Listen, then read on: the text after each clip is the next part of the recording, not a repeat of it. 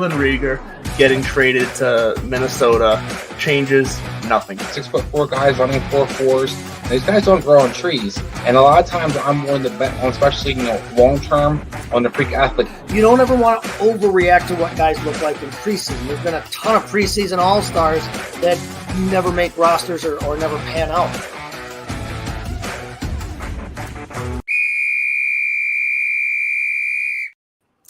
Good evening, Belly Up Fantasy Live fans. This is Belly Up Fantasy Live. It's the Wednesday NFL Week 4 preview edition. I'm Chase Thornton, coming to you from the Mott and Bailey Basement Bar. And next to me is Adam LaRue. Adam, how's it going?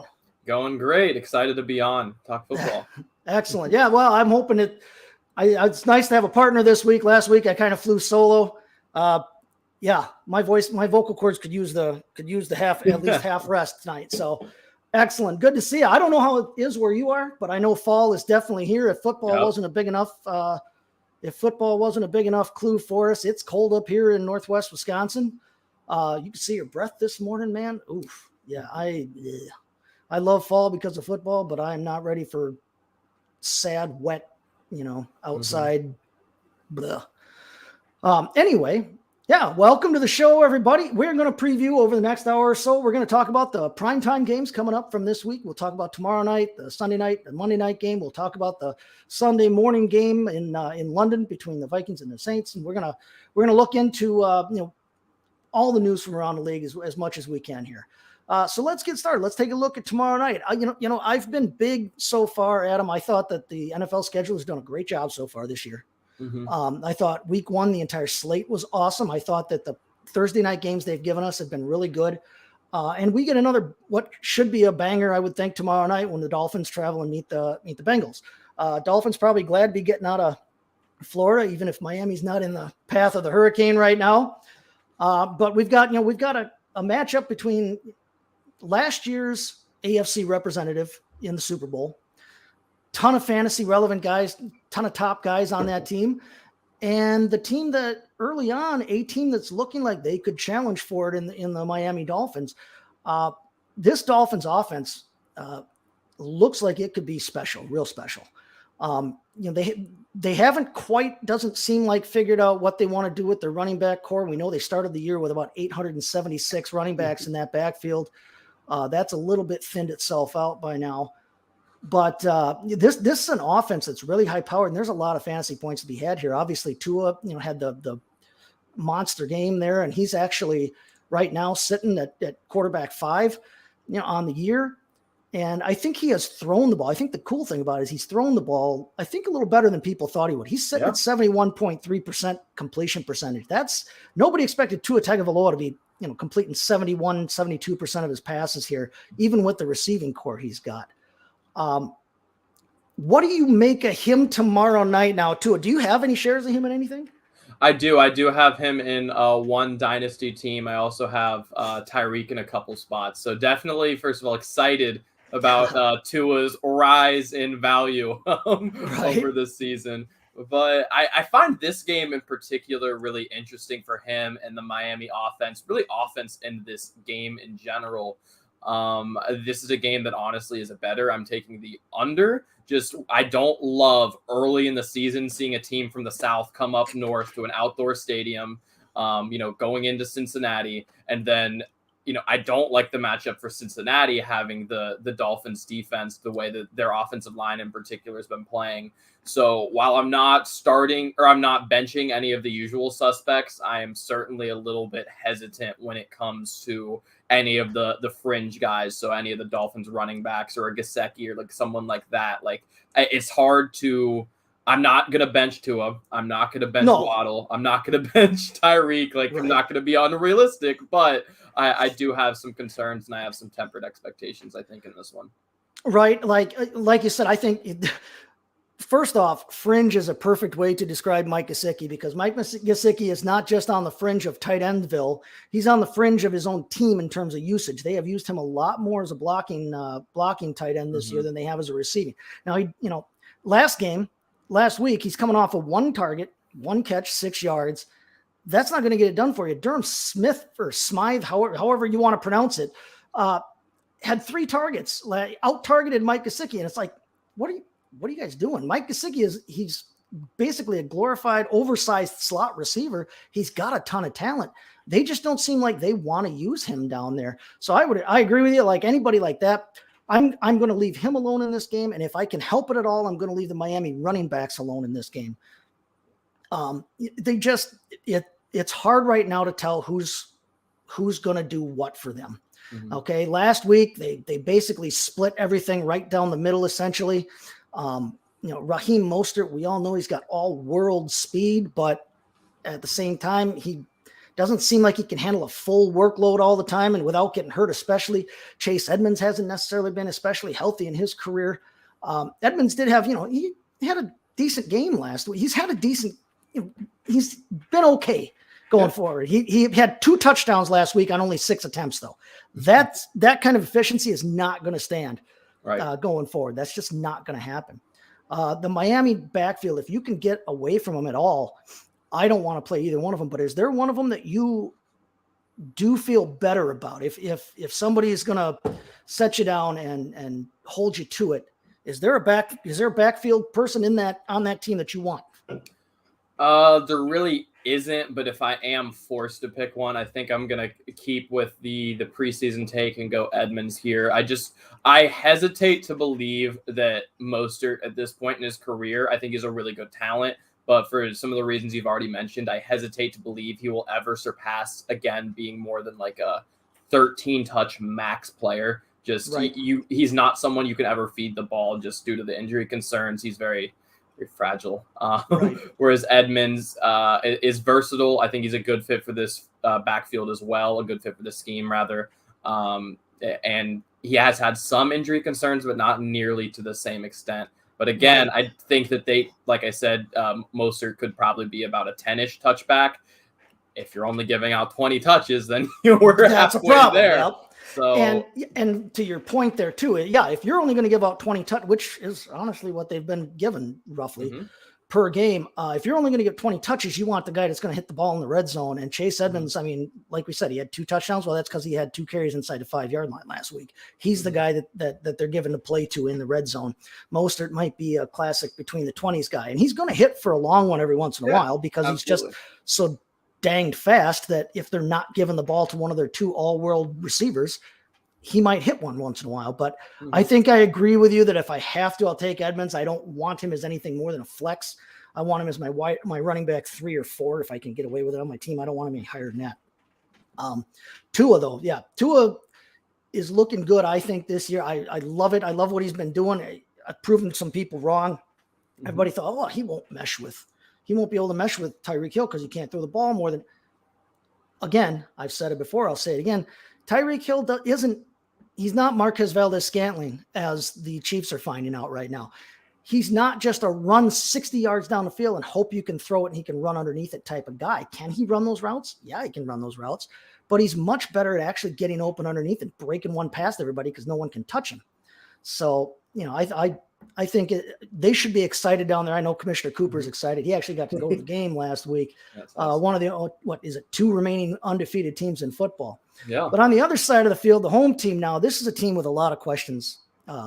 Not the least of which right now is the health of Joe Mixon. Now, I haven't seen anything that says that he's, in serious danger of missing. Sounded like they took him out more for precautionary measures in the 4th quarter, ankle soreness last week.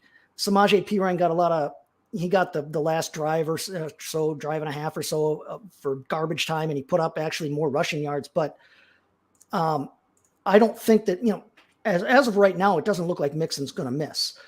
But this is a team that has underachieved from a team standpoint right now, and underachieved, really from a fantasy standpoint as well.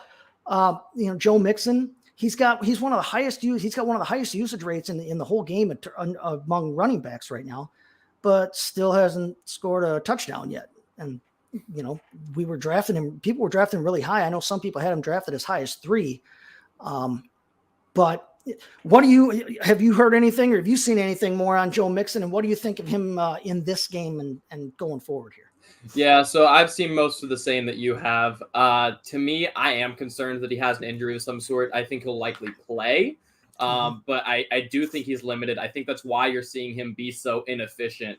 I would love to say like, hey, like don't play him this week, but I think with the usage and with where you drafted him, unless you've hit on, for instance, in a lot of my leagues, I did draft James Robinson late. I did draft Cordero Patterson late. So if you're in a situation like that, then you can probably play it safe, take him out for a week. But unless you are in that situation, then you probably are forced to play him, which with the usage that he's getting, kind of as you mentioned, isn't the worst thing in the world. I do think, though, going forward, I do believe in Joe Mixon. I think he's a great player. I think he will get through this injury, whether it's, a week or 2 or 3. This might be an interesting buy low window, because if he manages to get healthy, get his efficiency back, but maintain the usage he's getting, you could have a bona fide top 6 running back come the end of the season, which could be really nice at his current going value. Yeah, no, big time. I know, Samaje Perine was a popular waiver wire, discussion this week. There's a lot of starting running backs that are going to be,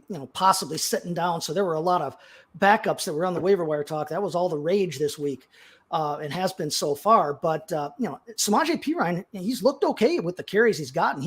I've always looked at him. I think they've always looked at him as more of like a third down back kind of thing. And I think Joe Mixon has gotten a reputation for only being a rushing guy. Mixon's got 20 targets through 3 games, though. That's nothing to shake a stick at, as your grandpa would say. More than McCaffrey. Yeah, right. Right. Well, yeah. What McCaffrey's got, 14, through 3 weeks, which is not going to do it for what you drafted McCaffrey to do. But yeah, Mixon's getting the targets. He's getting the rushes. He's getting the run.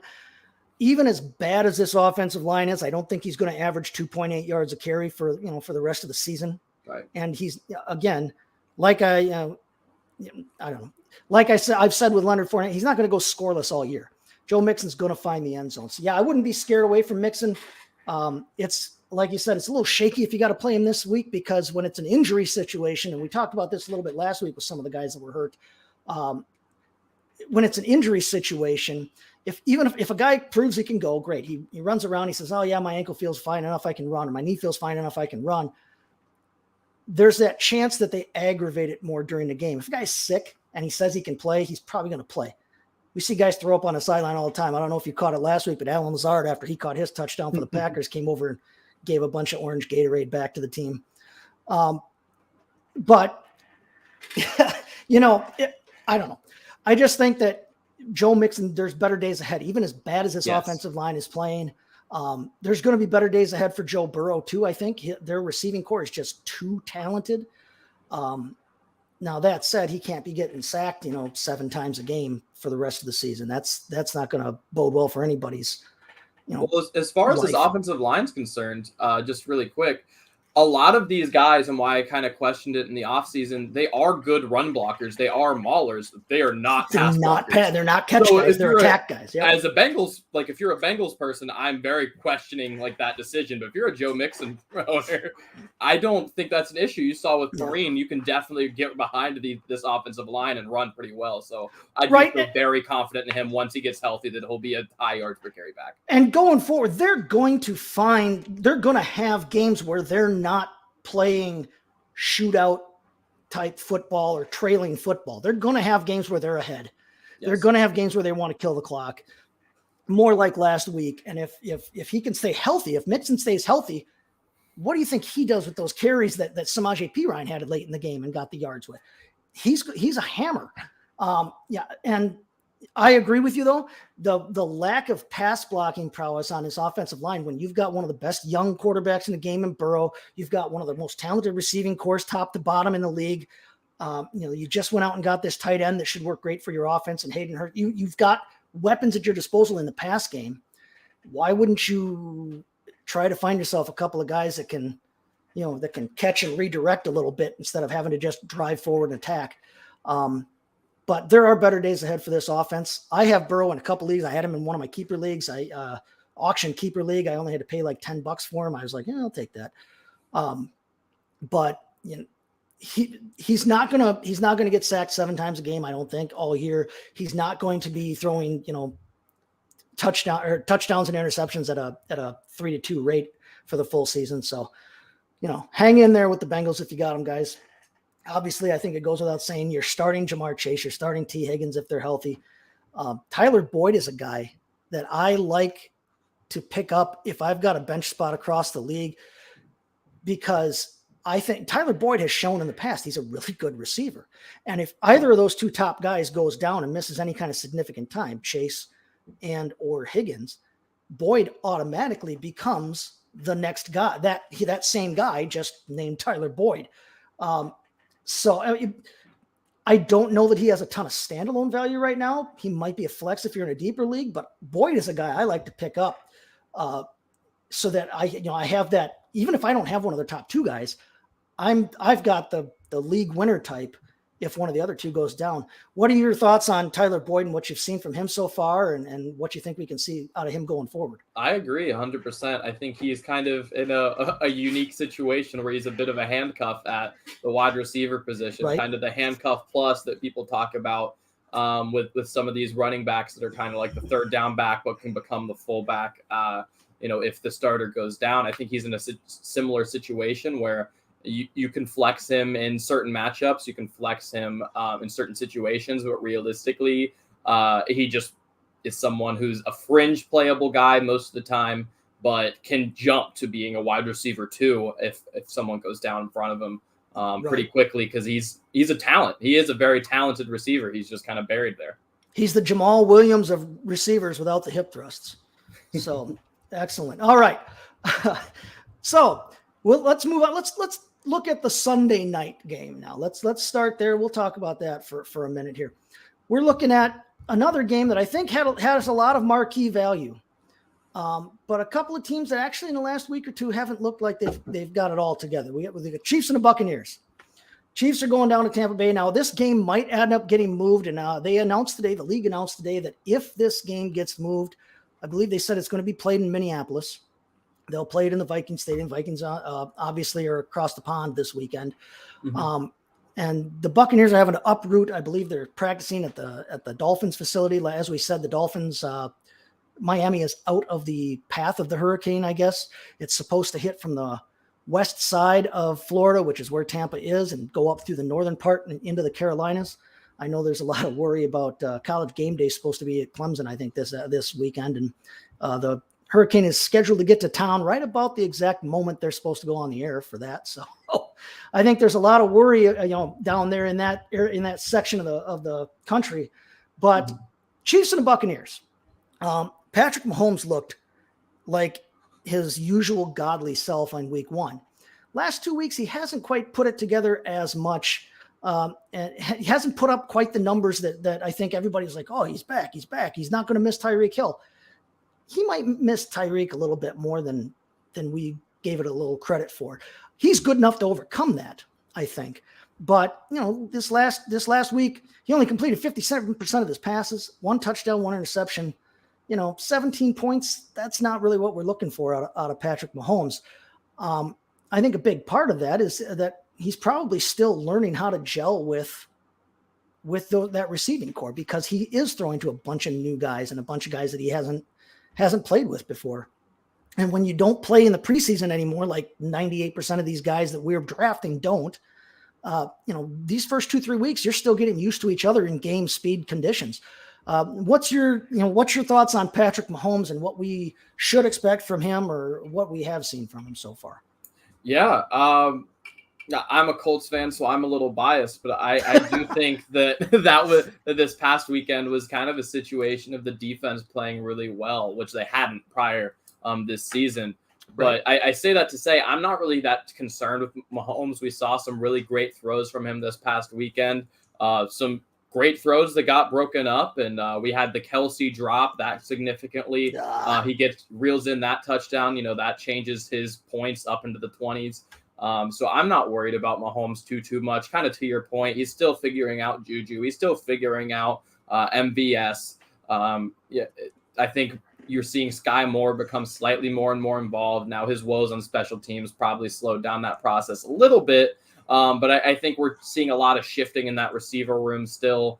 And just kind of as that happens, there will be some growing pains. But I think ultimately Mahomes will be all right. I'm not overly concerned about it through the whole season. Yeah, no, I mean, again, he's a guy that you drafted where you drafted him because you know he can do what he can do. And I mean, he's still what, quarterback 4 on the season right now.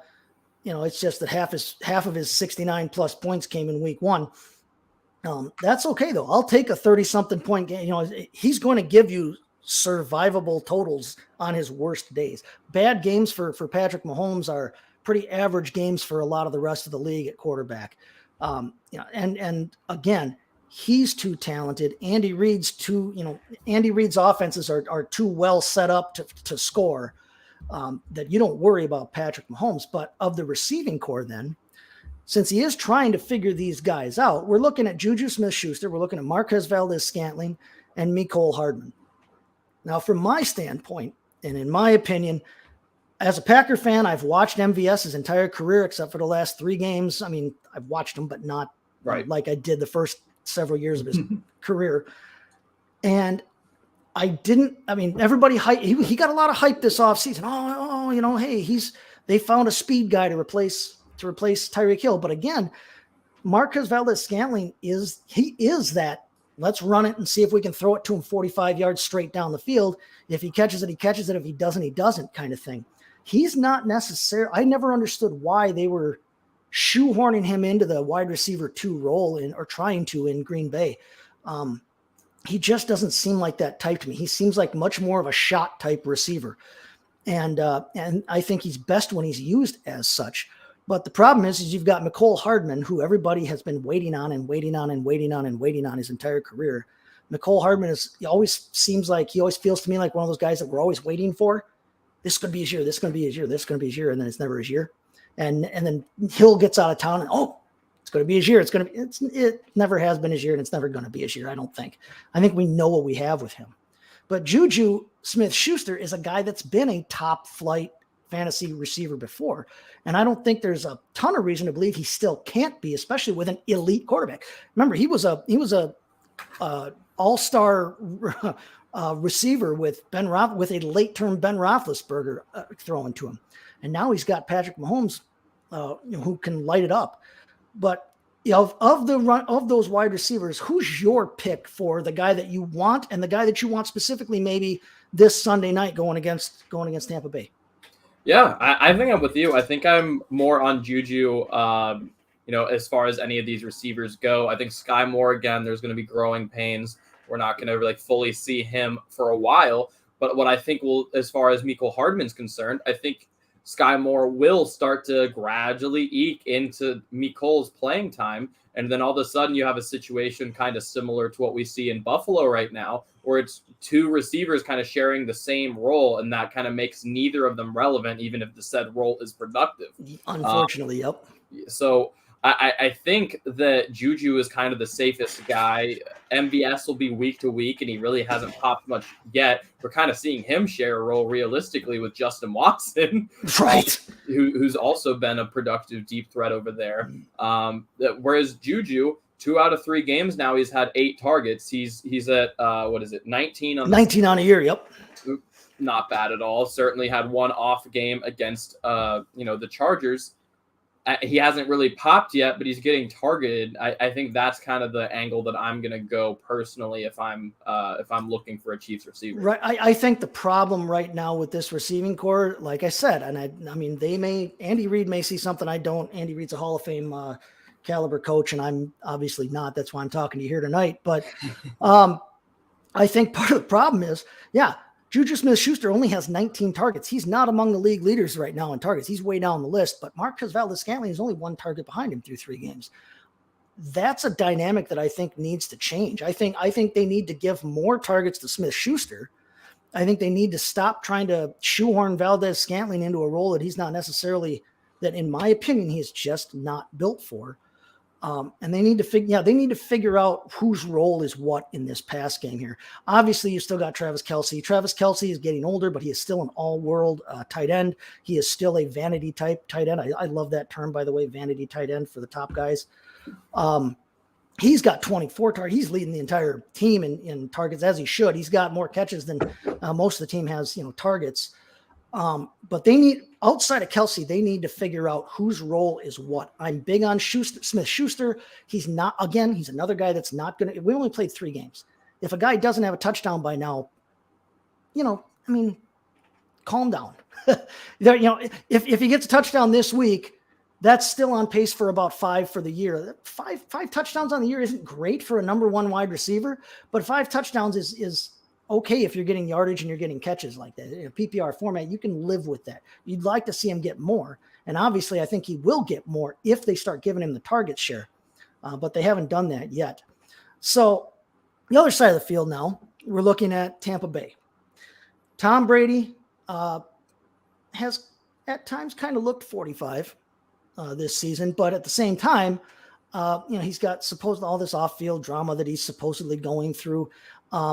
And I don't know if you can judge his season-long performance or even last week's performance on last week, obviously, when everybody who has ever worn a Buccaneers receiver jersey in their history was like injured and had to sit out and not come to the game. But Tom Brady, are we concerned at all so far about his performance and how he's looked? Do we think that it's more the receivers, Chris Godwin being injured and not having his safety blanket in Gronk? Or do we think that, maybe Tom Brady turned 45 finally? I think it's a combination of kind of the off the field stuff and the injuries. I do think that stuff is impacting him to an extent. But haven't seen much as far as physical limitations from him. I think it's kind of a combination of the offensive line, the receivers, everything he's got going on in his life. I'm not, as far as season long is concerned, I'm not overly worried about him. He's kind of one of those guys that I'm going to give more than a 3-week period to really get too worried about. But on the flip side, if I have a Tom Brady, I'm trying to do my best, especially in a 1 QB league. I'm doing my best to not start him as well. I am trying to wait things out, wait till we get a Godwin back, wait until, you kind of see a little bit more from the offensive line, wait until we see Tom Brady perform at a high level again. But I think those days will happen. He's certainly not hitting the waiver wire anytime soon. But if I can get my hands on someone else, I'm going to do so. Right. And, you talk about it's a 3-game sample size. We've seen enough in his career to give him the benefit of the doubt that, he's going to throw more than 1 touchdown a game. He's such a smart quarterback. The thing about Tom Brady that I don't know if it gets talked about enough, even though he's got the label of GOAT, he's so smart and knows what he's doing out there that he overcomes a lot of physical limitations. He has never been the most athletic quarterback. But he's smart and he knows how to move around in a pocket. He knows how to keep himself open. He actually rushes for 2, 3, 4 touchdowns a year because he's smart enough to get up to the line and know when to sneak it because he's not going to run it more than about 8.5 inches. But he's such a cerebral and such a mental quarterback that if the problems off the field that we've heard about, if they're in any way getting in his head finally, we've never necessarily seen him with anything in his head. We've always thought of Tom Brady as this like cold as ice, nerves of steel kind of quarterback. And he's so cerebral. But if he is having problems off the field, if it's getting in his head, that may be what's affecting hopefully he can get that figured out. I mean, for his sake, for their family's sake, whatever. I don't think any of us knows the truth, and I'm not here to be TMZ, sports edition.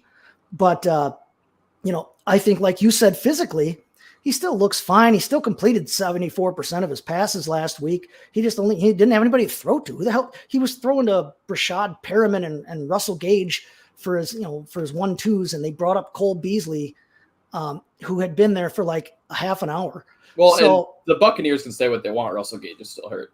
He does not look healthy either. Right.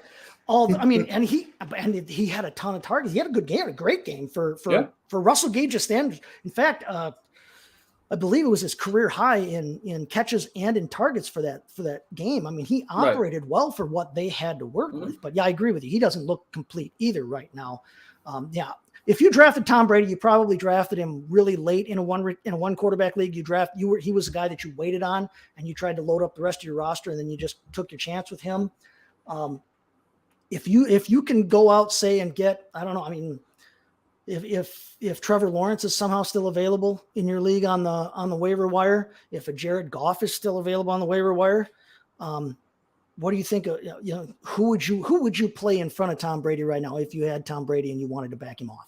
Yeah, I think even again, like especially if you're like looking down a bad situation, a bad record, I don't see any reason not to go ahead and throw in a Goff or a Mariota or one of these other guys. I even think Geno has a pretty interesting matchup this week. The Lions have given up 30 plus points 2 out of 3, and the one time they didn't give up 30, they gave up 28 to the Vikings, so we're like right there.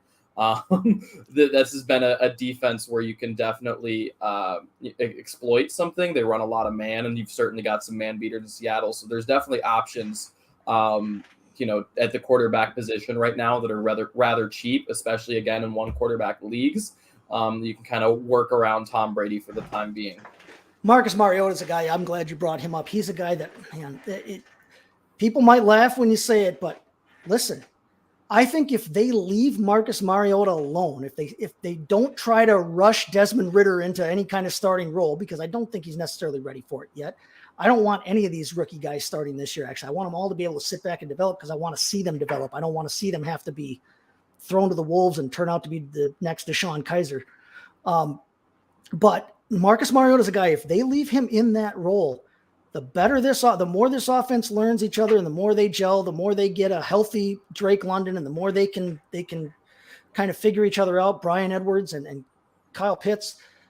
I like Mariota. I think Mariota ends up being a starting quarterback in a 12-team league. I think by the end of the year, he ends up being that kind of guy. He's running the ball effectively, and he's a good veteran. He's smart enough. I think if they leave him alone, I would love to have, if you've got Tom Brady and if Mariota is still available, I agree that that's a nice gamble to take. You can do a lot worse than that. All right. We've got a question from a viewer here that we're going to get to right after the break. But first, we are going to step back and take a listen to our Manscaped ad here from one of our main sponsors. We'll be back in a couple minutes here. Football is back, baby. We're back to seeing Mahomes sling beautiful balls all over the field, and your friends at Manscaped are here to help you sling your beautiful balls all season long. With Manscaped's state-of-the-art tech, we'll have your weapon looking more loaded than the AFC West. Football may be rough, but your ball care doesn't have to be with Manscaped. Join the 6 million men worldwide who trust Manscaped by going to manscaped.com for 20% off and free shipping with the promo code BELLYUPFANTASY. Meet the best valued bundle yet for the Manscaped Pocket Rocket, the Platinum Package. At quarterback, the Lawnmower 4.0 trimmer, a wily vet who makes sure the unit is running smoothly and scoring nonstop with proprietary advanced skin-safe technology. The Lawnmower limits mistakes and protects the ball. Plus, it's waterproof, so the weather conditions are no issue. At running back, the Weed Whacker ear and nose hair trimmer, built to bust through all the right holes. A hairless nostril just helps it keep a nose for the end zone. On the offensive line, we have our unsung heroes, the Crop Preserver Ball Deodorant and the Crop Reviver Ball Toner, the Trent Williams and Corey Lindsley of Sack Protection, standing strong to keep your boys fresh and clean through all 4 quarters. At wideout, the cleanest duo in the league, the Ultra Premium Body Wash and Ultra Premium 2-in-1 Shampoo plus Conditioner. With their rugged scent, they attract both the ball and all the ladies in the crowd. Plus, these two leave your skin and scalp feeling more hydrated. That means more plays on the field and less water breaks. At tight end, the product makes your end look tight. Manscaped's anti-chafing boxer briefs, a dedicated jewel pouch to increase ball handling and a cool, steady vibe thanks to their moisture-wicking fabric. On defense, there's only one thing you need, the aluminum-free Ultra Premium Deodorant. With refined cologne, quality fragrance, it keeps sweat and locker room scents from making any ground. Plus, it dries clear so the opponent won't even know what hit them. To top it all off, we throw in the best coach in the league, the Shred Travel Bag. as a free bonus. Built to hold the team together, this travel-size bag has a fumble-resistant zipper. This has got to be a Super Bowl winning roster, but don't take my word for it. Go to manscaped.com and get 20% off and free shipping with the promo code BELLYUPFANTASY. That's 20% off and free shipping at manscaped.com when you use the promo code BELLYUPFANTASy. Manscaped for turning your player into an MVP. All right. Thank you to Manscaped for that. Thanks, Dan Mader, for reading that. And I said it last week. Hey, I got my Manscaped package in the mail. So I got my Manscaped package feeling pretty free and clear right now, not to give away too much. Rumor has it that Kevin Wilson is actually going to be modeling some of the Manscaped, what Manscaped can do for you on Sunday morning show. So I'm kidding, everyone. Please still tune in. Please do not skip Belly Up Fantasy Live for that. And we love you, Kevin. All right, so we got a comment here from Mark Quitch wants to know, do you guys think that the Giants will sign T.Y. Hilton or Will Fuller? Now, the Giants here, obviously, there's the drama that's gone on with Kenny Golladay recently. They gave Golladay a giant contract a couple years ago. He's been hurt. He hasn't really panned out much. This year, he seems like he's complaining, maybe quitting on the team a bit, had a big drop in Sunday's game. So they're hurting there. They just lost Sterling Shepard for the year with the knee injury. A big shock. I don't know if you guys have heard this yet, but Kadarius Toney didn't practice again today. So they're hurt. They're relying on the likes of Richie James and David Sills in their receiving core to go along with the perpetually underachieving Darius Slayton. There are some guys out there on the market still. There's T.Y. Hilton. There's Will Fuller. Kenny Stills hasn't been signed and is still a name that people recognize at least. There's always, and I'm just throwing it out there, that Odell Beckham Jr., who played in New York, is still unsigned. He won't be available for a few months, but he's still unsigned. What do you think they do with the receiving core there in New York, real quick, to address this question? Yeah, I find it more likely that they'll find young guys to come step in and play. I think when it comes to veterans like a T.Y. Hilton or like a Will Fuller, I think if you see them play again, it will be on teams that are more kind of pushing for wins. And now I guess you do see the Giants at 2-1. But I think the majority of non-New York-based people would agree that we do not expect this to be a win now type of team. I think it's a team that the rebuild so far is looking good. You like what you see if you are a Giants fan as far as looking towards the future. But I think you are looking towards the future, not necessarily this year, at least as of right now. And with that, I don't know if a T.Y. Hilton or Will Fuller is coming to town. I do think that Wan'Dale Robinson, for instance, once he gets back healthy, I think he's going to have a really big role. Right. I agree. I tend to agree with you there. First off, Sterling Shepard was leading the team in targets there. He was their top guy on the outside there, but Richie James has actually played fairly well. He's caught 14 out of 17 balls on the year, and he's not, they've given him a couple of rushing attempts. David Sills, these are not household names, but David Sills has been operating as their number 3. They have not gotten anything healthy out of Kadarius Toney all season. They're not going to necessarily get anything out of Kenny Golladay, whether he's healthy or not. I don't think they like him. I don't think he likes them. I think it's probably time for them to split. I would not be shocked. They're pretty rare. They've gotten a little more common in recent years, I guess, but the in-season trade deadline type deals in the NFL, we don't see those in the NFL typically like we do in baseball or basketball, but I would not be shocked to see Kenny Golladay, to see them just bite the bullet on him and try and offload him somewhere for whatever they can get. Because I think a fresh start is probably just the best for everybody. But between James and Sills, who look like they've got some chemistry with Jones right now, with Daniel Jones right now, and with the fact that if they can get anything out of Kadarius Toney, we know he's got some lightning, ability. And Wan'Dale Robinson, we haven't gotten to see yet. So I agree with you. I think that if anybody picks up one of these remaining named free agent guys, I think it'll be a team that wants that veteran guy real quick here to try and help push him over the top. I don't think Beckham's signing anywhere unless it's someplace he thinks he can get a ring for. The other guys, I don't know. I don't know if T.Y. Hilton wants to play anywhere other than Indianapolis, and they don't necessarily seem interested right now. But I don't see them picking up, anybody at a big name. I think your better hope there, Mark, is that Kadarius Toney can somehow get healthy again, and that Wan'Dale Robinson looks like who the Giants thought they were getting when they drafted him there. So let's move on. Let's talk about the Monday night game here.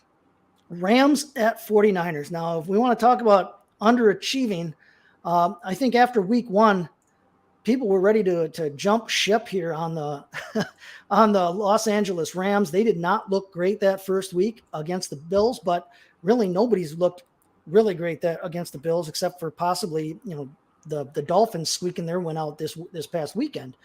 But when everything's said and done, Cooper Kupp still looks like Cooper Kupp. He's got 35 targets through 3 games. He's got 3 touchdowns. Another week, another score for Cooper. Scored his first rushing touchdown of his career this past week. Cooper Kupp is going to be Cooper Kupp. You're not going to sit him. He's a top receiver in fantasy football, I think. I love Justin Jefferson. Do I think Justin Jefferson might be a better athlete than Cooper Kupp? Maybe a better, red zone type target? Oh, heck yeah, I do. But for the scheme that they're both in, and for who they've got thrown to them, for the fit that they are in their offenses, and for the sheer, just playmaking abilities, for my money, Cooper Kupp, I had him ranked number 1 coming into the year. I still think Cooper Kupp's the best fantasy receiver in football until proven otherwise. But Matthew Stafford has been a guy that's underachieved. He's only quarterback 25 on the season so far. He's got more interceptions than touchdowns. And we know Matthew Stafford's always been kind of susceptible to streaky stretches where he doesn't play well. We know he's been prone to interceptions in the past. That wasn't all just because he was in Detroit. I mean, it's the kind of gunslinger mentality that he has.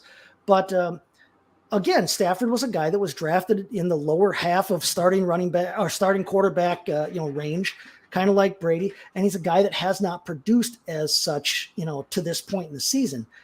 What are you doing with Matthew Stafford if you've got him as your QB1 on your team right now? Probably pretty similar to Brady, although for him, I do have some longer concerns, and it's not necessarily him concerns. It's that this offensive line without Whitworth has been a big problem for me. That's what I had the same thought. I think they miss Whitworth a lot more than they thought they would. Yes, I think that their lack of investment in the offensive line is starting to really show, starting to really rear its head. So I do have some concerns. I think he'll rebound. I think he'll have a decent season, but I am starting to be concerned that we will not be seeing the 35-ish touchdowns that we saw from him last year. So I think that's something to kind of keep in mind, that he might not be as good as last year, but I do think that he's not going to finish the year throwing more interceptions than touchdowns. I don't think that's going to be the case either. Right. And then, we look at their receiving core then, and outside of Cooper Kupp, now, in the past few years, we've always seen that the number 2 receiver for the Rams in the Sean McVay offense, the number 2 receiver is a fantasy startable receiver. It's been Robert Woods has, been a wide receiver 2 forever. Got hurt last year. They brought in Odell Beckham, and look what Odell Beckham did for them down the stretch and in the playoffs, more so in the playoffs than down the stretch. But he fit seamlessly right into that team and would have been the Super Bowl MVP probably if he hadn't blown his knee out there. And there was a lot of hype around Allen Robinson finally signing with a good quarterback. Everybody thought, well, Matthew Stafford's the best quarterback he's ever played with. Yeah, he kind of is. I mean, the guy came from Jacksonville and Chicago, not necessarily 2 bastions of quarterback, stardom. So he's playing with the best quarterback he's had, but it doesn't seem like they've meshed really well yet. He's seen the 3rd most targets among their wide receivers, but he's only caught 7 out of 12 balls, 58% of the balls that are thrown to him. He does have a touchdown, but he's only got 88 yards receiving through 3 games.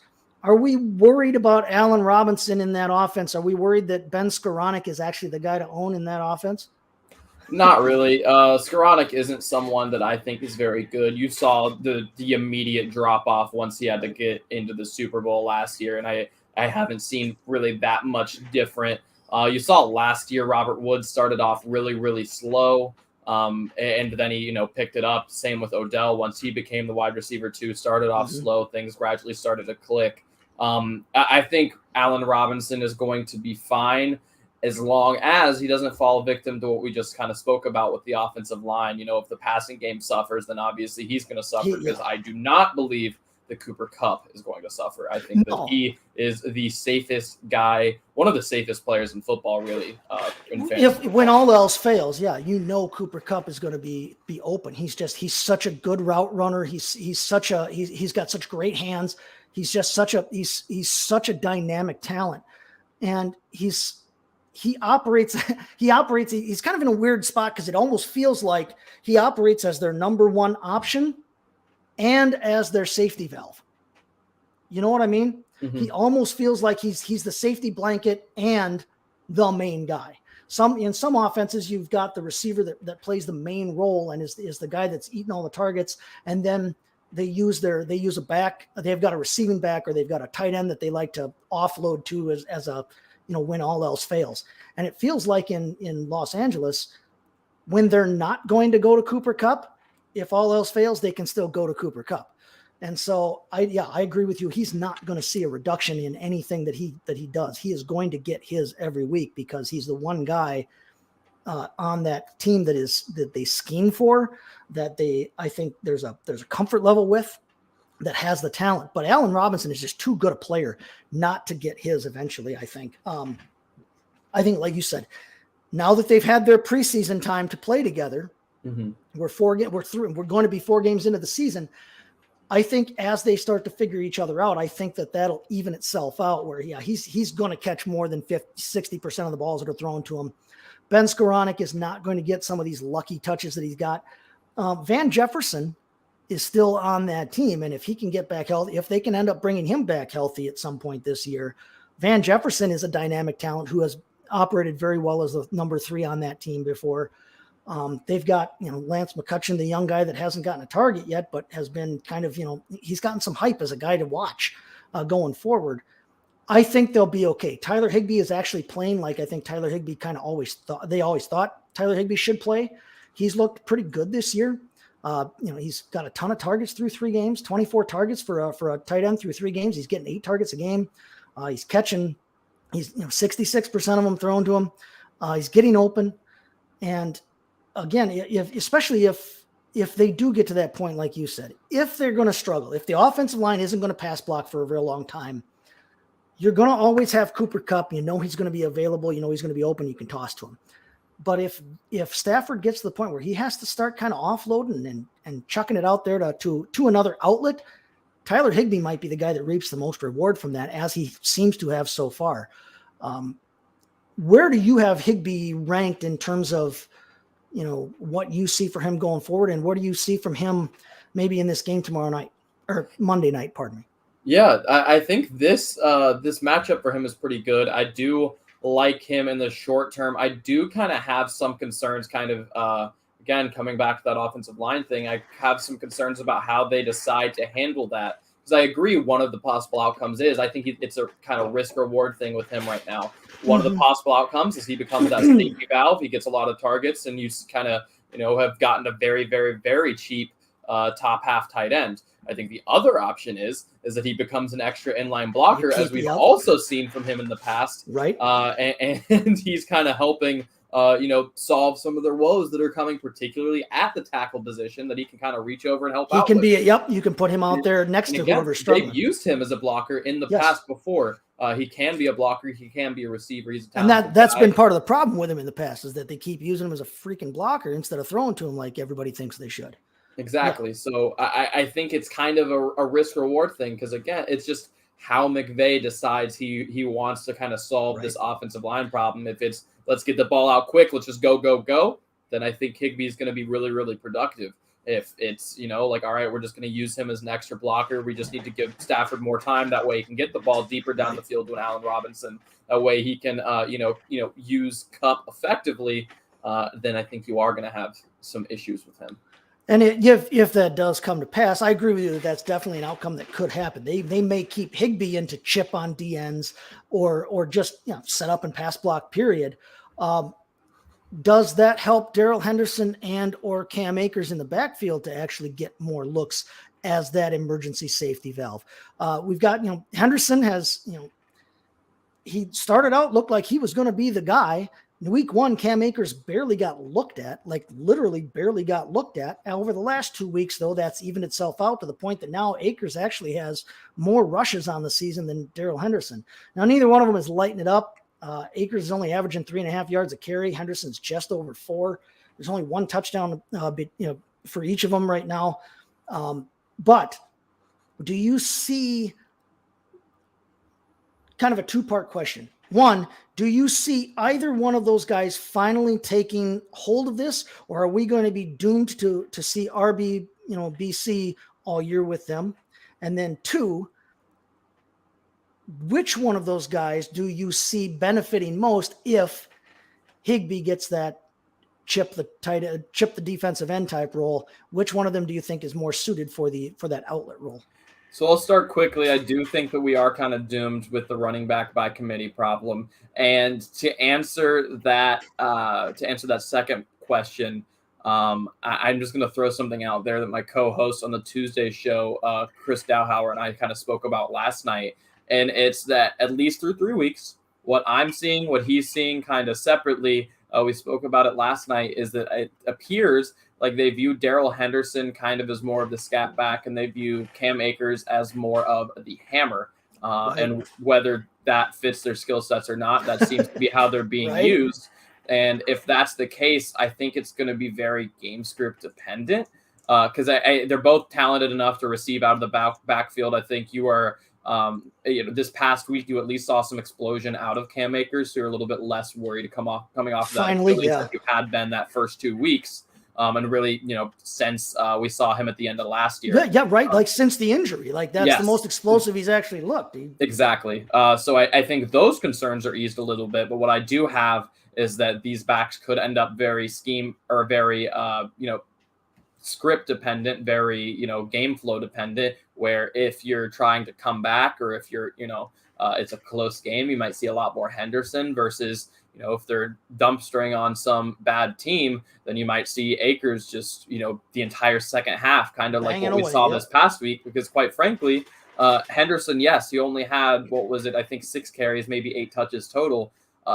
They were almost all in the first half. You almost exclusively saw Akers in the second half, So I think there very well could be a world where it's, like I said, very flow dependent.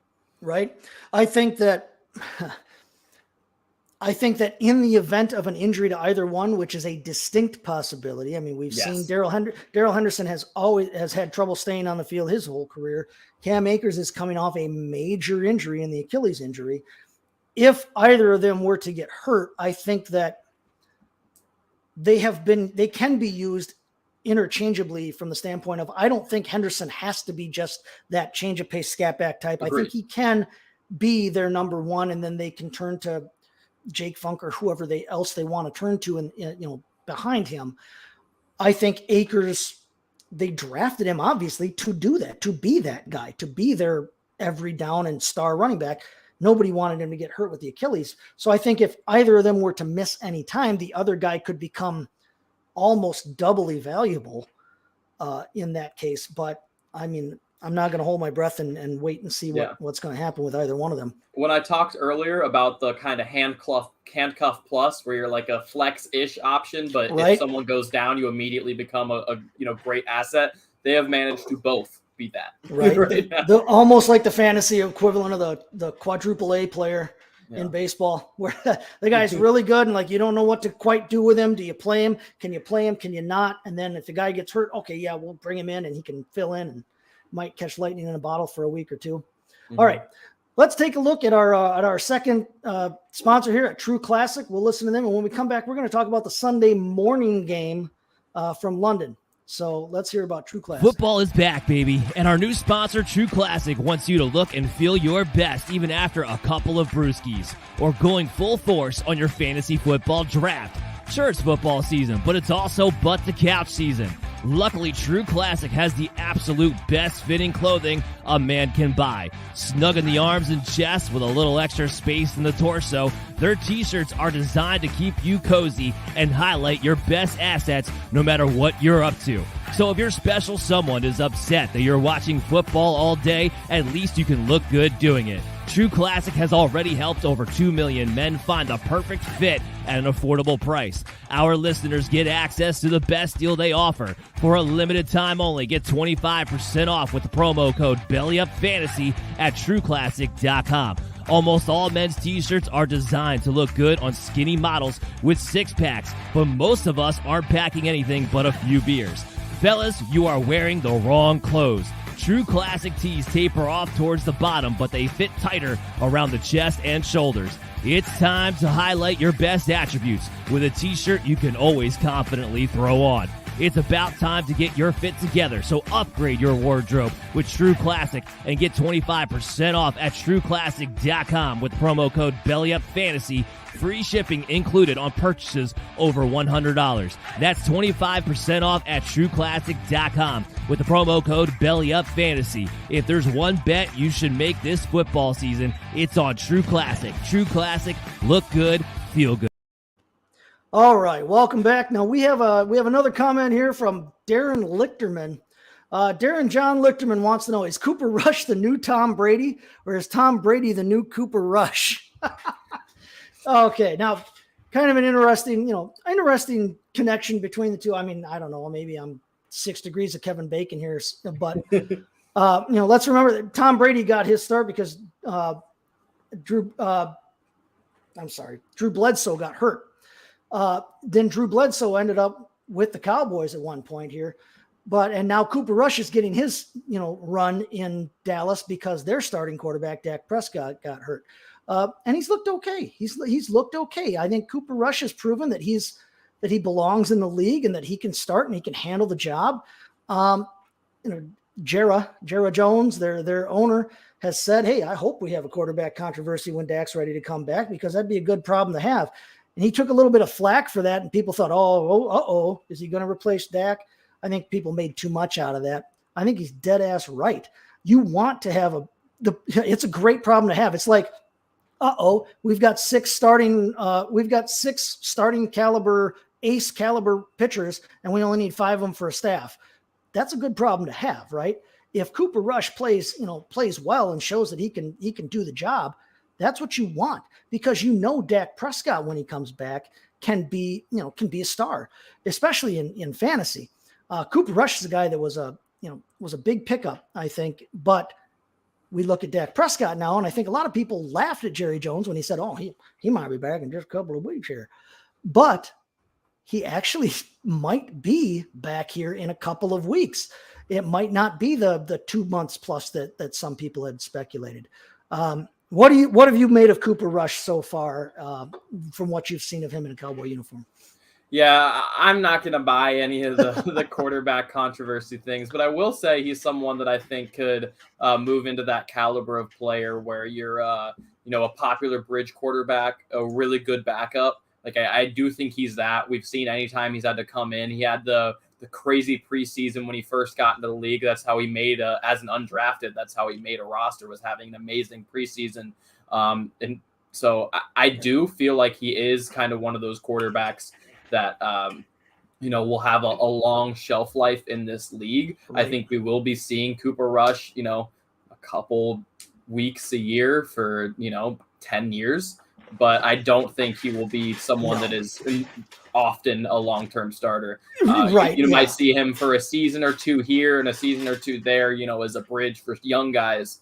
But I don't, I don't really think he'll be. Well, yeah, there aren't many Tom Brady's. First off, obviously we know that, but secondly, I think Cooper Rush, he looks good, awesome, mm-hmm. And not just because he's red haired and everything, but Cooper Rush's ceiling.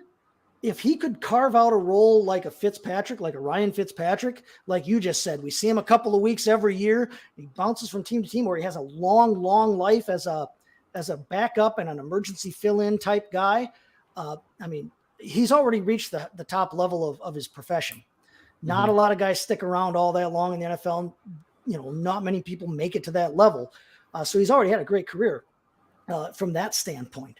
But his ceiling might be like a Fitzpatrick type or a Brian Hoyer type where he bounces around. He might get some starting run every once in a while, But yeah, no, I Listen, don't think we have to worry about that.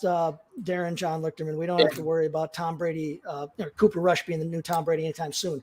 And real quick here, we got an appearance of Kevin Wilson sighting. He put down his lawnmower 4.0 here long enough to type out a question for us. He wants to know if we are starting Robinson against the 49ers. And I assume he's talking about Allen Robinson, but I am not going to do so. I do believe a turnaround is coming. And you know what? I will say this. If Sean McVay says at a presser tomorrow, we're going to feature Allen Robinson this week, then I will be starting Allen Robinson because Sean McVay is the most honest coach in this league. But if I don't hear that from him, then I'm not touching him this week.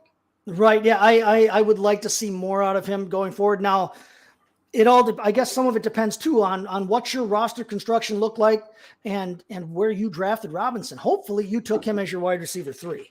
Hopefully you didn't take him counting on him as a wide receiver 2 or anything like that. But if you can get away with it and not have to start him against the 49ers, let's wait. Let's sit back and see and wait back. I think that I would much rather. Let's see. Who would you rather start than Robinson across the league? Who's a wide receiver 2-3 on the line type that you would rather stick in than Robinson right now? Ooh, that is tough. That is tough off the top. Someone from the Commanders, maybe. Yeah, I would take any. I would take any of the 3 Commanders receivers right now. I would start any of the 3 Commanders top receivers: Dotson, McLaurin, or Samuel over Robinson. This week. I agree. I would start Noah Brown over Robinson as well while we're staying with the NFC East. Noah Brown's getting the run, and we can laugh about it all we want, but at a certain point, if these guys are getting Greg Dortch from the Cardinals, we can laugh about Greg Dortch and Noah Brown all we want, but right now those guys are getting the run, and not only are they getting the run, but they're putting up the performance to justify getting the run. Yeah, no, Greg Dortch is not DeAndre Hopkins, and in 3 weeks here, when DeAndre Hopkins comes back, whatever love you've been getting out of whichever Cardinals receiver you've been getting the love from is probably going to disappear because it's going to be, screw it. D-Hop's down there, Nook's down there somewhere. Mm-hmm. But for right now, Greg Dortch has shown he's capable of it. He's kind of a guy right now. He's kind of a guy of the moment. So, I would take any of those guys. Right now, I would take a shot on Dortch because this Cardinals offense can't be dormant for too much longer. I would take a shot on Dortch. I agree with you. I like Noah Brown.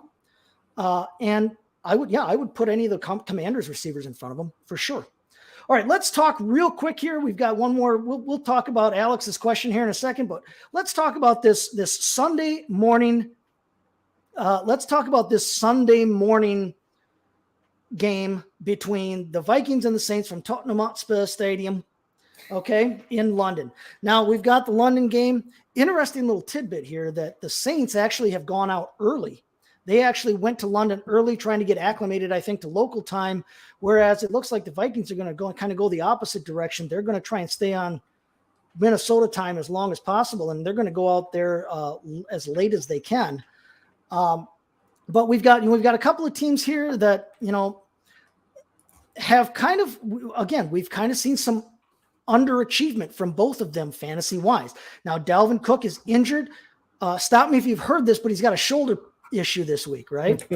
We don't know if he'll play. He's questionable with a shoulder injury. I think Dalvin Cook has spent more time in his life questionable with a shoulder injury than he has, doing anything else. Okay. But, so we've got the Willie won't he and is Alexander Madison going to get the run on Sunday, standpoint from them. Justin Jefferson kind of disappeared the last week or two. We haven't really seen much out of him. On the flip side of that, then Thielen and Osborne kind of came alive. We got scores out of both of them. Irv Smith Jr. has not looked like the guy that we kind of hyped up that a lot of people thought was going to be a sleeper candidate here in the preseason. And then on the other side of the field, Jameis Winston is playing hurt, playing with apparently like a multiple fractures broken back, which to me, that just seems like not a sentence anyone should ever say. But appears that's what he's been doing. but Kamara has not performed all that well. We've got Michael Thomas again. Stop me if you've heard it, but Michael Thomas is dealing with injury concerns. Jarvis Landry is now hurt. So we've got a couple of teams that are kind of in flux here from a fantasy standpoint wise and in a real life standpoint wise. I guess let's start with the Vikings first. Let's start on the Minnesota side of things. Kirk Cousins, guy that's been a back end starting quarterback and a guy you could kind of rely on that wasn't sexy, but was a reliable play. Between Cousins and Winston, which one of them do you like not only Sunday, but then possibly going forward? Let's look at the quarterbacks real quick. Yeah, I'm going to take Kirk here. Winston I actually liked a lot coming into the season, but I do have concerns with the injury. I do have a little bit of concerns with the coaching. I have weird concerns about, Jameis Winston gave Peyton Barber a career as a receiving back, which was weird in and of itself because Peyton Barber should have never been a receiving back. But he's not good for Kamara. But Jameis Winston was feeding a back out of the backfield, and then suddenly we have the new coaching staff coming in, and they will not, under any circumstances, throw to Alvin Kamara right now, which is a problem when your quarterback, as you alluded to, has a serious back injury and is struggling a little bit throwing down the field. Yes. So your only real receiving option you're kind of leaving the door open to is Juwan Johnson, who's been an inconsistent but boomer bust tight end this season so far, and then you have Chris Olave, who's been playing great out of his mind as a rookie. But he is someone who's going down the field a lot more. I think that this is a recipe for disaster for the Saints right now. And if, I don't know, I'm not a doctor. I don't know anything about the injury that Jameis is going through, but I think until it's resolved, he's someone that I'm, kind of trying to steer clear from as much as possible. He has some value because he is throwing a ton right now, but that's kind of all where that stems from. Kirk, I think, he's had an off game there week 2. But ultimately, he's someone I can reliably say more often than not is going to drop 20. Yeah. Try not to start him in primetime games, but otherwise, I think we're going to be A-okay with Kirk Cousins. And it may be a morning game, but I would consider a showcase game like London, a primetime type game. I agree with you. Kirk Cousins he's shown he's that, like I said, he's sexy. He's not sexy, he's steady. And steady is good from a fantasy standpoint. Jameis Winston is somebody I like too coming in this year. But if you look back to last year, Jameis Winston was having a great season. Yeah. Up until he got hurt. But Kamara was not. I don't think the combination of the two of them is good for Kamara's value. Kamara, everybody was wondering if his legal problems were going to hurt him this year. I was a little bit more worried about his fit with Jameis Winston, and I think that has played out so far. I agree with you, too, that the coaching seems to be a little weird. Sean Payton coaching Jameis Winston, I think would have been much better for Jameis Winston, both from a real-life standpoint and a fantasy standpoint. I think a Sean Payton-led offense with Jameis Winston at the helm is a much better offense than what we've seen so far this year from them. At times he's almost looked like old Jameis, 33 touchdowns, 30 interceptions. Let's just chuck it. Plus, I'm not a doctor. I don't play one on TV. I am married to one, but I don't get involved in her work.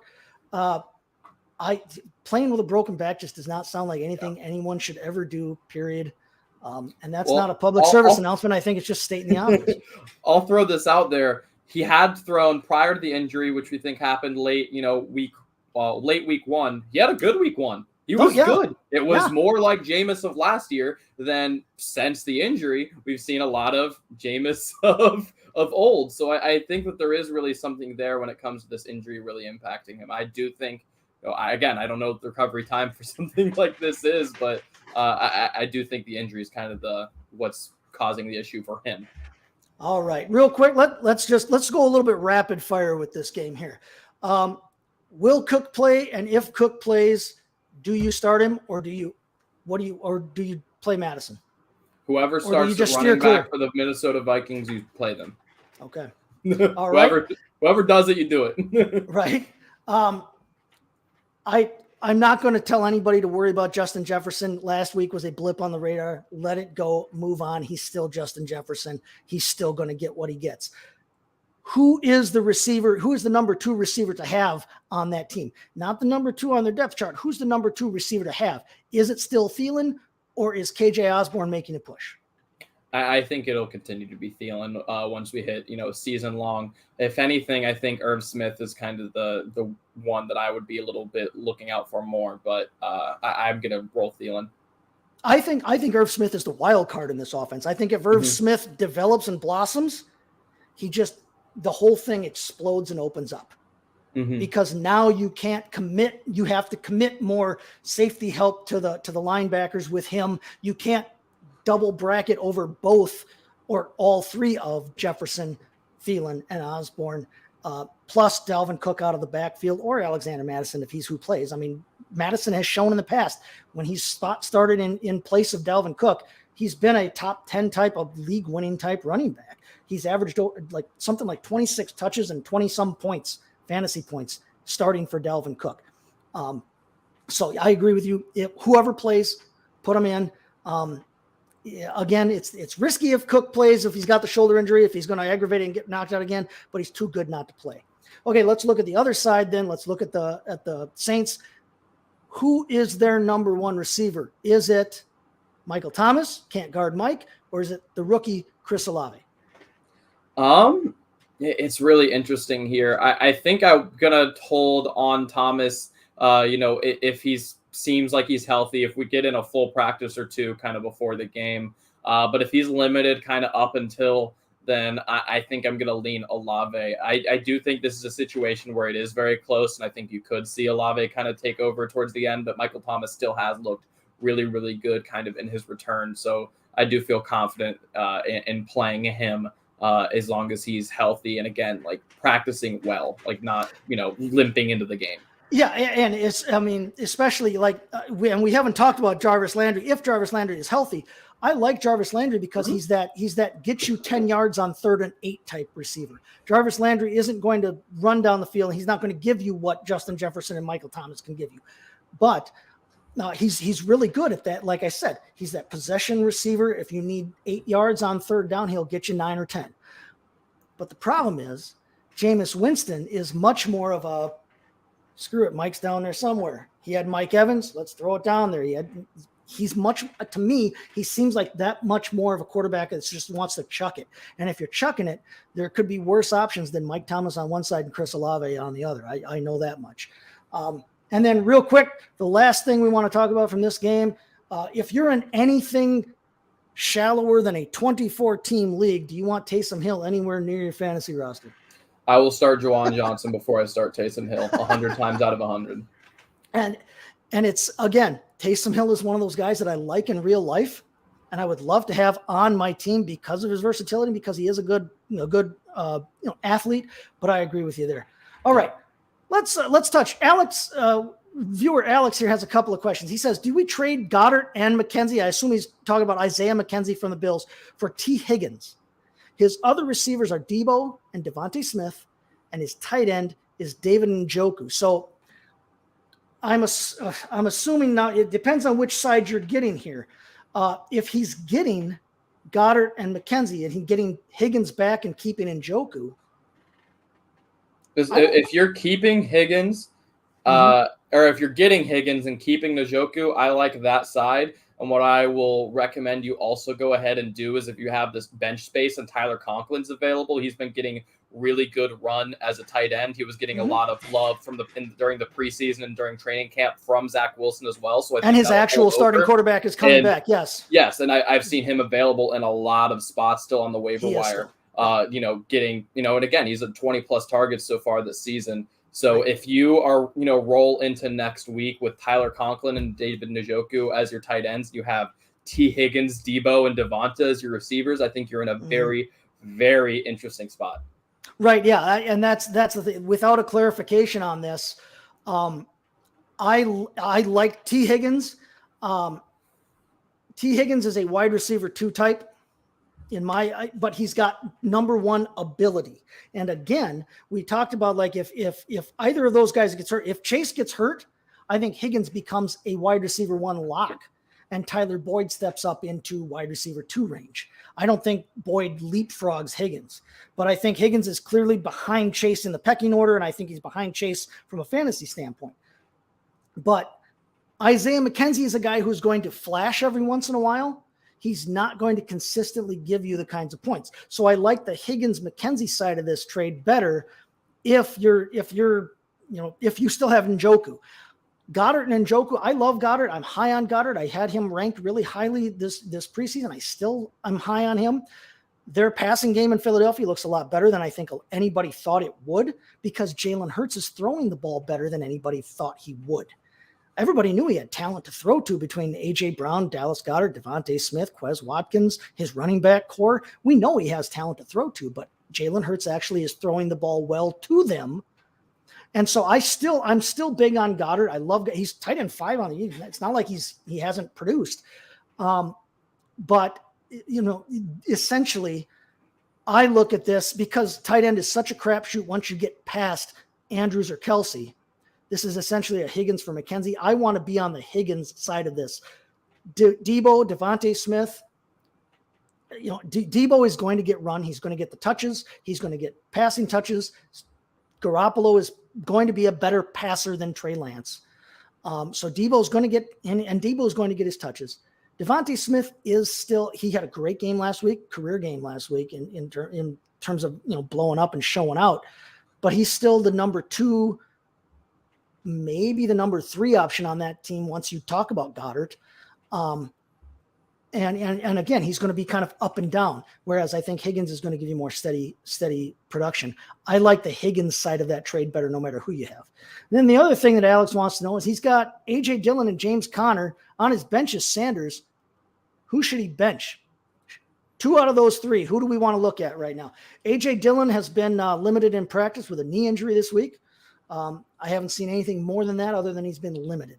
Miles Sanders is Miles Sanders. And then James Conner is also, I think he's questionable officially as of our last looking. Who do we bench out of those 3? I think you ride matchups all season if this is your running back group, because I think all of these guys have potential for pop-off weeks.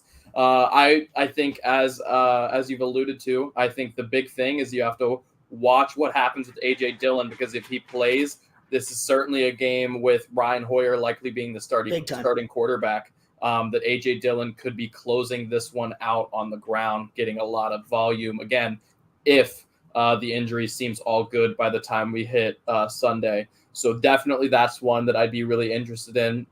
I do think you could see similar with James Conner if he's healthy, because the Panthers have been atrocious so far on offense this year.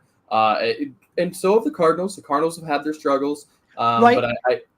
But that's an offense. That's an offense, though. The Cardinals' offense is an offense that gives their running back a ton of run. He's good.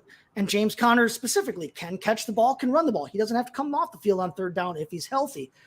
I agree with you there. And all 3 of these guys have plus matchups, but I'll be honest, as far as the opposing offense, who am I afraid more? A year ago, this would sound crazy, I know, but I'm biased against them. So I'm genuinely saying this with believing it. I think the Jaguars, between the offense that the Packers are going up against, the offense that the Cardinals are going up against, I think the Jaguars have the best offense. So I think that's the one you're going to be the most worried about, kind of, eliminating the running back just to scoring too much. I'm not afraid of the Panthers offense. I'm not afraid of the Patriots offense. I'm not afraid of them with Mac Jones. I'm definitely very confident the Packers will put this one away early if it's Brian Hoyer. Jaguars are interesting. I don't know. You might see a lot of passing and you might see a lot of Hurts in the Eagles game against the Jaguars. So I think the running back's going to be more involved in those other 2 for this week. But again, play matchups with this running back crew. They went from having a coach in Jacksonville with a college championship ring to having a coach with a Super Bowl championship ring. Doug Peterson can coach the football. Okay. He can coach a team, and he played quarterback. I think he's going to be great for Trevor Lawrence. I think he's been good for the first 3 weeks. Trevor Lawrence has looked good through the first 3 weeks. they have a surprisingly good and talented wide receiver room. They're not superstars. Christian Kirk looks like he might be able to blossom into one. I think we all laughed at his contract. Everybody laughed at his contract when they gave it to him, but he's performed up to it so far. Yeah. And they know more what they're looking for than you and I do, which is, again, why we're talking to each other right now and not, on the phone with people's agents from South Florida or North Florida, I should say, in Jacksonville. But no, I agree with you. The Jaguars are interesting because, they've got some things rolling on offense right now. They honestly might be the best team in the South, right, in the AFC South right now. They're going to be a handful. I don't think the AFC South is going to be a juggernaut of a division.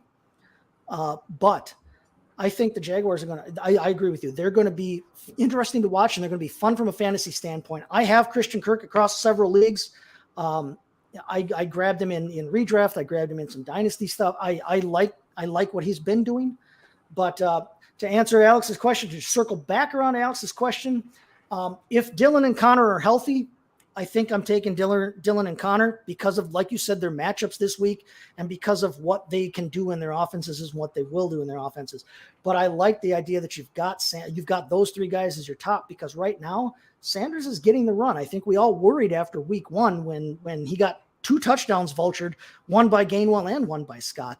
But since then, the touches have gone to Miles Sanders. It has not been close. He's the starting running back in that offense, and that's looking like one of those offenses that you want a piece of. Like we've talked about Kansas City in the past, is that the Rams, the Chargers kind of thing. This is the Bills. This is looking like an offense you want a piece of, especially if you can get a top piece of it. And Miles Sanders is their top running back right now. He gets enough run. I don't think he's going to be hurt, even if Jalen Hurts runs the ball effectively as he has. Mm-hmm. Yeah. All right. Well, I think that's going to do it. We're going to call it a week for that. But thank you for joining us, everybody. I hope that your fantasy teams all are having better luck than mine have so far. Some of mine have so far. I've had some bad luck with injuries so far, but my guys are getting healthy, and I'm turning it around here. Where can we find you here? Where can we find you online? Let's just go just follow me on Twitter. It's right here on the screen, but at LaRue Adam on Twitter. There it is. There we go. And check out the Belly Up shows. I try to make my rounds as much as possible. I do the Tuesday show, so definitely check in Tuesdays 8:30 Eastern. It's a ton of fun. We do on Tuesdays a little bit of reviewing the past week as well as kind of looking at the waiver wire, looking at guys that we're buying, selling, that type of thing. So if you have any roster construction questions, those are kind of what we deal with on Tuesdays. So make sure to come in. Yeah, definitely check that out. I'll be around. I'm always around at STT Chase FFB on Twitter machine. So give me a look there. I've got articles coming out all week, every week. Again, I'll be writing the preview for tomorrow night's Thursday night game. I'll have the week 3 blitz pickup coming out where we talk about usage rates and stats and injuries, any notes from the game, usage wise, snap counts and that are relevant from a fantasy standpoint. And then I'll also be updating people on the Belly Up Bowl and how that's going after 3 weeks. So give that a look too at bellyupfantasy.com. And again, like you said, I'm trying to make the rounds a little bit here on Belly Up Fantasy Live shows. I will be back on Sunday morning. I was gone to a Renaissance festival with my wife this past weekend. I do have a degree in theater, so yes, I am that kind of nerd. Loved it. We had a great time, but and plus it was her birthday this past Monday, so it was our birthday weekend with her. But I will be back on Sunday morning with Adam and Kevin previewing everything in the pregame there Sunday morning. Again, a real quick reminder from a fantasy standpoint, that Sunday Vikings game, that is a 9:30 Eastern, 8:30 a.m. Central kickoff. So make sure that if you've got anybody on either of those teams, the Vikings or the Saints, that you get your lineup set with them ahead of time. Otherwise, you're going to be out of luck come noon or 1 o'clock, whichever time zone you're in, or later. But make sure that you keep that in mind. A London game means an early game. Okay. Yeah, if Dalvin Cook's a game time, you might need to set an alarm. Yeah, right. I know I don't want to be getting my ass up at 8:30 in the morning on a Sunday after what probably be going on Saturday night, but my 3-year-old and 4-year-old have a lot to say about that. Thank you for watching, everybody. We appreciate it. Until next week, we're going to sign off. Slanjava.